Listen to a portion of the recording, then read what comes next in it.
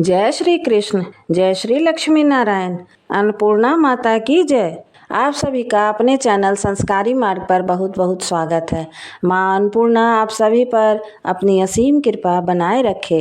ये सुनते हैं माँ अन्नपूर्णा माता के महाव्रत की कथा। एक समय की बात है, काशी निवासी धनंजय की पत्नी का नाम सुलक्षणा था। उसे अन्य सब सुख प्राप्त थे, केवल निर्धनता ही उसके दुख का एकमात्र कारण थी। यह दुख उसे हर समय सताता रहता था। एक दिन सुलक्षणा पति से बोली, स्वामी आप कुछ उद्यम करो तो काम चले। इस प्रकार कब तक काम चलेगा? सुलक्षणा की बात धनंजय के मन में बैठ गई और वह उसी दिन विश्वनाथ शंकर जी को प्रसन्न करने के लिए बैठ गया और कहने लगा, हे देवादिदेव विश्वेश्वर, मुझे पूजा पाठ कुछ नहीं आता, केवल मैं आपके भरोसे बैठा हूँ। इतनी विनती करके वह 2-3 दिन तक भूखा प्यासा बैठा रहा। यह देखकर भगवान शंकर ने उसके कान में अन्नपूर्णा अन्नपूर्णा अन्नपूर्णा इस प्रकार 3 बार कहा। यह कौन है, क्या कह गया? इसी सोच में धनंजय पड़ गया कि मंदिर से आते ब्राह्मणों को देखकर पूछने लगा, पंडित जी अन्नपूर्णा कौन है? ब्राह्मणों ने कहा, तू अन्न छोड़ बैठा है सो तुझे अन्न की ही बात सूझती है। जा घर जाकर अन्न ग्रहण कर। धनंजय घर गया, स्त्री को सारी बात कही। वह बोली, हे नाथ चिंता मत करो, स्वयं शंकर जी ने यह मंत्र दिया है।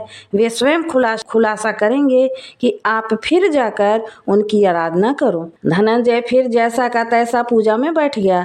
रात्रि में शंकर जी ने आज्ञा दी और कहा, तू पूर्व दिशा में चला जा। वह अन्नपूर्णा का नाम जपता जाता और रास्ते में फल खाता, झरनों का पानी पीता जाता। इस प्रकार कितने ही दिनों तक चलता गया।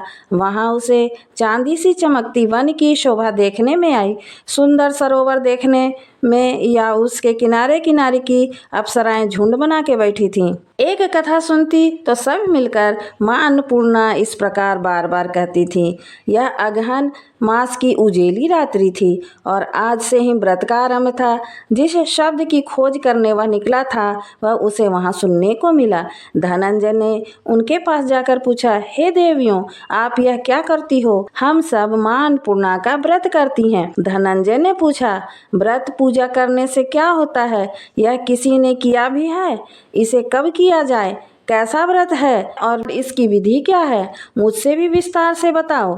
वे कहने लगी, इस व्रत को कोई भी कर सकता है। 21 दिन तक के लिए 21 कांट का सूत लेना चाहिए। 21 दिन यदि न बने तो 1 दिन का उपवास करें। यह भी न बने तो केवल कथा सुनकर प्रसाद लें। निराहार रहकर कथा कहें। कथा सुनने वाला कोई न मिले तो पीपल के पत्तों को रखकर सुपारी या घृत कुमारी वृक्ष को के सामने दीपक को साक्षी कर सूर्य, गाय, तुलसी या महादेव को बिना कथा सुनाए मुख में दाना न डाले। यदि भूल से कुछ पड़ जाए तो 1 दिवस फिर उपवास करे। व्रत के दिन क्रोध न करे और झूठ न बोले। धनंजय बोला, इस व्रत को करने से क्या होगा? वे कहने लगी, इसके करने से अंधों को नेत्र मिले, लूलों को हाथ मिले, निर्धनों को घर धन आए, बांझ को संतान मिले, मूर्ख को विद्या आए। जो इस प्रकार कामना से व्रत करे माँ उसकी इच्छा पूरी करती हैं।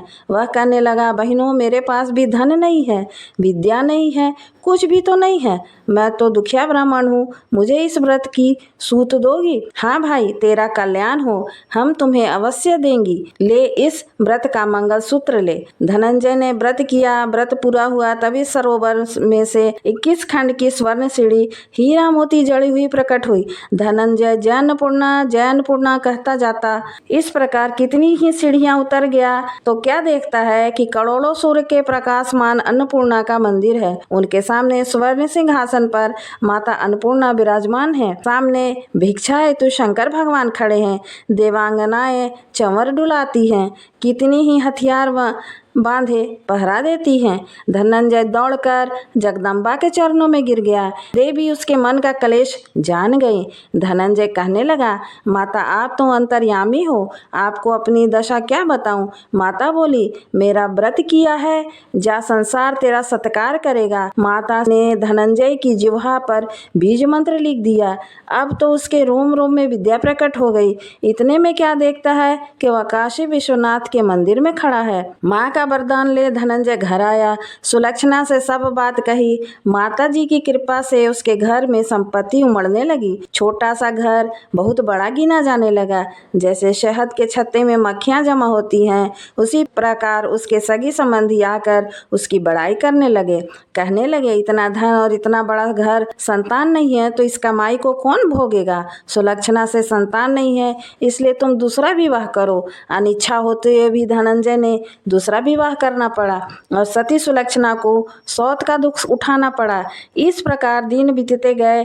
फिर अगहन मास आया। नए बंधन में बंधे पति से सुलक्षणा ने कहलाया कि हम व्रत के प्रभाव से सुखी हुए हैं, इस प्रकार यह व्रत छोड़ना नहीं चाहिए। यह माता जी का प्रताप है जो हम इतने संपन्न सुखी हैं। सुलक्षणा की बात सुनकर धनंजय उसके यहाँ आया और व्रत में बैठ गया। नई बहू को इस व्रत की खबर नहीं थी। वह धनंजय के आने की राह देख रही थी। दिन बीतते गए और व्रत पूर्ण होने के 3 दिवस बाकी थे कि नई बहू को खबर पड़ी। उसके मन में ईर्ष्या की ज्वाला दहकने लगी। सुलक्षणा के घर जा पहुंची और उसने वहां भगदड़ मचा दी। वह धनंजय को अपने साथ ले गई। नए घर में धनंजय को थोड़ी देर के लिए निद्रा ने आ दबाया।